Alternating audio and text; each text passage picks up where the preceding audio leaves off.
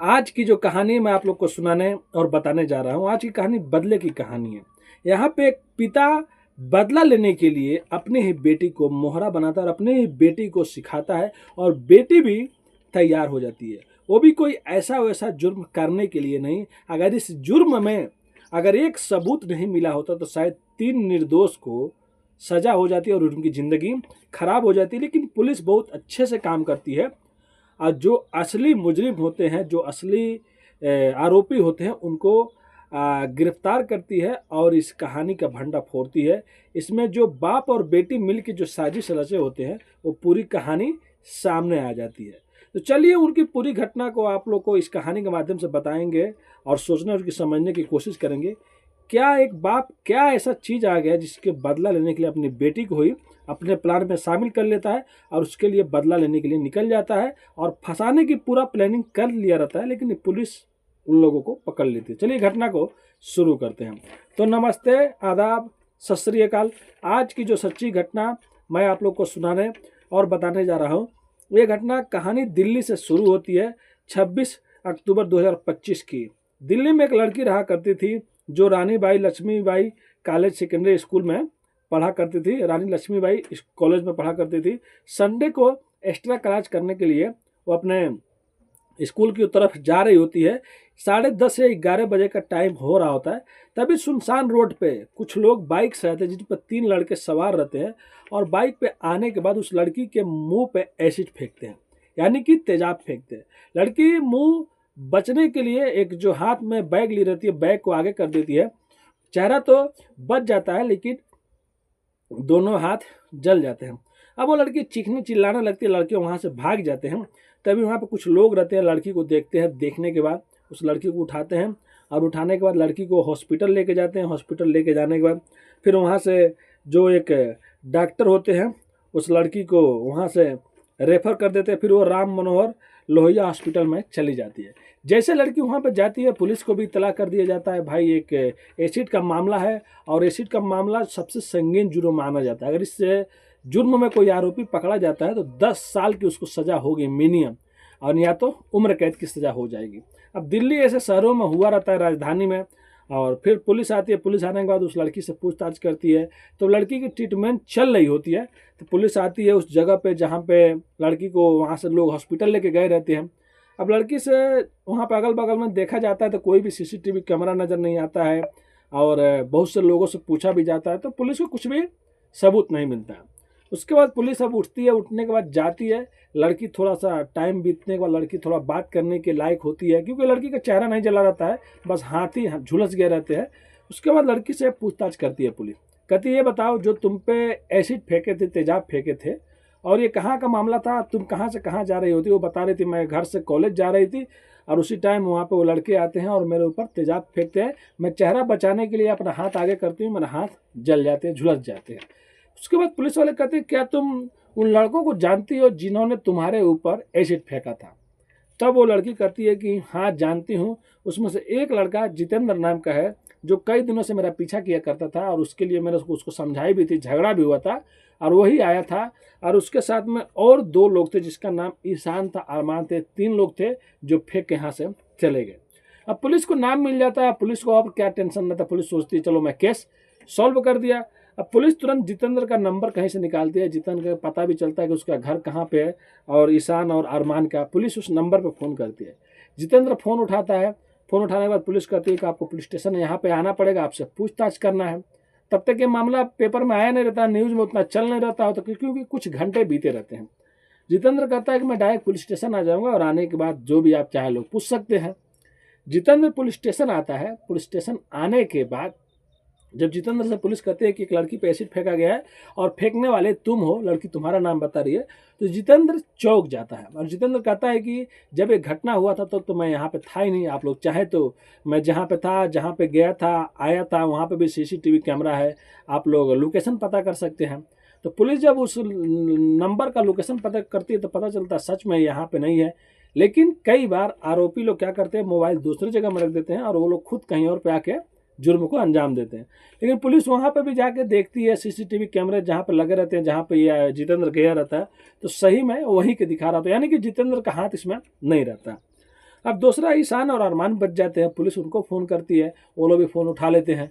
Phone उठाने के बाद ईशान और अरमान से पुलिस कहती है कि तुम लोग कहाँ पे हो और तुम लोग को पुलिस स्टेशन आना है, ये चीज़ हुआ है। तो लोग कहते हैं कि हम लोग तो अभी आगरा में है, लेकिन हम लोग जैसे दिल्ली आ रहे हैं तो हम लोग आएंगे और आने के बाद जो आप पूछेंगे हम आप लोग को बताएंगे।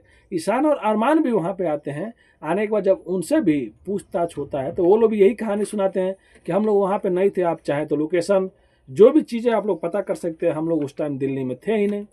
अब पुलिस को समझ में नहीं आ रहा होता है कि आखिर में हो कहाँ रहा है। उस लड़की ने 3 लोगों का नाम बताया, 3 लोग को यहाँ पे नहीं है, 3 लोग को सच में वहाँ पे दिखाई दे रहा है। लेकिन एक चीज़ थोड़ा अलग डिफरेंट समझ में नहीं आता पुलिस को, जो 3 लोग रहते तीनों एक दूसरे को नहीं जानते थे। यानी कि 2 लोग जो थे ईशान और अरमान, ये जितेंद्र को नहीं जानते थे और जितेंद्र ईशान और अरमान को नहीं जानता था। फिर ये लोग एक बाइक पर कैसे आ सकते हैं। अब पुलिस को लड़की पर थोड़ा शक होता है। उसके बाद लड़की के घर से निकलने के टाइम और जाने के टाइम में पूरा सीसीटीवी कैमरा पुलिस चेक करती है, तो पता चलता है लड़की सुबह अपने भाई के साथ में स्कूटी पर बैठ के आई रहती है, लेकिन आने से कॉलेज से 200 मीटर पहले ही वो उतर जाती है। तो ऐसे कैसे हो सकता है, किसी का भाई, किसी का पिता, किसी का पति और किसी को स्कूल कॉलेज छोड़ने जा रहा है तो वो स्कूल के गेट पर लाकर छोड़ेगा या कहीं पर दुकान अगल बगल है वहाँ पर छोड़ेगा, कुछ लेना रहेगा तो। लेकिन इस लड़की को 200 मीटर काहे के लिए पहले छोड़ा और उसके बाद वो लड़की खुद उधर जा रही है और लड़की का बयान जो रहता है, लड़की खुद बताती है कि मैं जा रही थी। लड़की ने भी बयान दिया है तो वो चीज़ मैं आप लोग को नहीं सुना रहा हूँ, लेकिन लड़की जो बताई है उसी चीज़ को मैं बता रहा हूँ। लड़की खुद उन लोगों का नाम लेती है और कहती है वो लोगों ने ला के फेंका और उसके बाद चले गए। अब पुलिस और अच्छे से गहराई में जाके जब इस केस को छानती है, बीनती है, तब एक और कहानी सामने आता है। पता चलता है कि जो लड़की रहती है उसके पिता का नाम अकील खान होता है और अकील खान के घर पे जितेंद्र की पत्नी काम किया करती थी। जो जितेंद्र पे इसने आरोप लगाया था तो उसकी पत्नी काम किया करती थी और काम करने के दौरान ही अकील खान ने उसके साथ में छेड़खानी करने की कोशिश की, बदतमीजी किया। उसके बाद वो जाकर अपने पति को बताई, जितेंद्र को, कुछ दिन पहले की बात रहता है। अब जितेंद्र और उसकी पत्नी जाकर पुलिस स्टेशन में एक मुकदमा दर्ज करा देते हैं, FIR दर्ज करा देते हैं छेड़खानी का और मतलब बदतमीजी करने का। अब उसके बाद जो ये अकील खान रहता है, अकील खान अब ये सोचने लगता है कि अब क्या करें, अब तो पुलिस स्टेशन जाना पड़ेगा, हमको बंद होना पड़ेगा।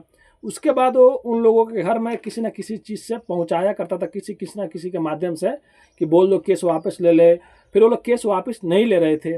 उसके बाद वो एक दिन अपनी बेटी से मिलके एक प्लान बनाता है और बेटी से मिलकर एक प्लान बनाता है और कहता है कि देखो वो लोग ऐसे मानेंगे नहीं, और पूरी कहानी समझाता है कि अगर हम लोग भी कुछ केस में फंसा दें उनको, तब ये केस के बदले वो केस उठाने के लिए बोलेंगे।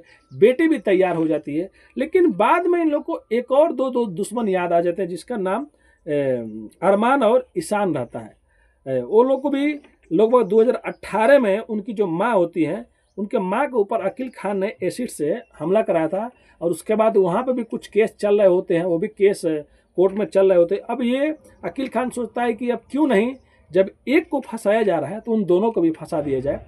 उसके लिए अपनी बेटी को बनाता है, बेटी भी तैयार हो जाती है और 26 तारीख को यानी कि संडे के दिन जो बेटी होती है घर से निकलती है। निकलने के टाइम में जो बाथरूम साफ करते हैं वो जो एसिड होता है वो असली रियल जैसा एसिड नहीं होता है, क्योंकि रियल वाला एसिड का काम थोड़ा और मतलब हाई रहता है, लेकिन जो बाथरूम साफ होता है, टॉयलेट क्लीनर, ये थोड़ा कम रहता है।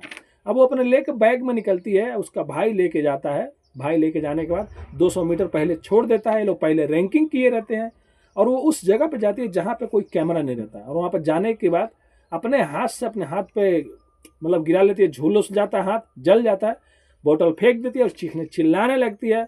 और पहले से प्लानिंग रहता ही है कि इन लोगों को फंसाना है। और कुछ लोग आ जाते हैं, तुरंत उसको हॉस्पिटल में लेके जाते हैं, फिर वहाँ से वो रेफर करते हैं राम मनोहर लोहिया हॉस्पिटल में लाके इन लोगों को इसको एडमिट कराया जाता है। उसके बाद पुलिस आती है और ये सब नाम इसने बताई होती है। लेकिन उसके बाद पहले अगर पुलिस को सही में सबूत नहीं मिलता तो उन तीनों की ज़िंदगी खराब हो जाती है, क्योंकि एसिड अटैक में 10 साल से कम की सज़ा नहीं है, उम्र कैद की भी सज़ा है। तो ये कहानी सामने आती है अकील खान की। उसके बाद अकील खान को पुलिस अरेस्ट कर लेती है, लेकिन इस जुर्म में अकील खान को अरेस्ट नहीं करती है। जो ये तेजाब वाला एसिड वाला मामला रहता है, जो जितेंद्र की पत्नी ने जो आरोप लगाया रहता है, मतलब बदतमीजी का और छेड़खानी का, उस आरोप में अकील खान को गिरफ्तार कर लेती है। और जो लड़की है जो हॉस्पिटल में भी जिसका ट्रीटमेंट चल रहा है उसको भी गिरफ्तारी बहुत जल्द होगी। तो सोच सकते हैं यहाँ पे एक पिता अपने बदला लेने के लिए अपनी लड़की को मोहरा बनाता है, और लड़की को भी समझना चाहिए, सोचना चाहिए कि ये सब चीज़ में अपने बाप का साथ नहीं देना चाहिए था, समझाना चाहिए था। अब खुद के बनाए जाल में खुद फंस गए लोग, अब जेल में रहेंगे। अब ज़िंदगी पहले से तो भाई खराबी गुजरेगा, क्योंकि पहले तो अच्छे से गुजर रही थी। इसीलिए कहता हूँ कोई भी गलत काम करने से पहले एक बार नहीं 1,00,000 बार सोच लो। गलत काम करने का नतीजा गलत ही होता है। अगर आपको कोई परेशानी है, कोई प्रॉब्लम है, कोई आपको परेशान कर रहा है तो पुलिस के पास जाइए, पुलिस नहीं सुन रही है। डीएम साहब के पास जाइए, डीएम नहीं सुन रहे तो अपने क्षेत्र के बड़े से बड़े अधिकारी के पास जाइए, विधायक जी के पास जाइए, सांसद जी के पास जाइए, आपकी मदद होगा। और सोशल मीडिया का ज़माना है, आप लोग वीडियो भी बना के अपनी राय रख सकते हैं। अगर बोलने में कुछ गलती हो गया होगा तो अपने भाई को माफ़ कर दीजिएगा। चैनल पर नए हैं तो चैनल को सब्सक्राइब कर लीजिएगा। आपका भाई बहुत ज़्यादा मेहनत करता है तो चैनल को प्लीज़ सपोर्ट कीजिए। आपका एक लाइक, एक कमेंट और एक सब्सक्राइब आपके भाई को बहुत ज़्यादा मोटिवेशन देता है। तो आपकी क्या राय है कमेंट करके जरूर जाइएगा। चैनल को सब्सक्राइब कीजिएगा। मिलते हैं नेक्स्ट वीडियो में फिर से कुछ सच्ची कहानियों के साथ। अभी के लिए अलविदा लेते हैं आप लोगों से। धन्यवाद।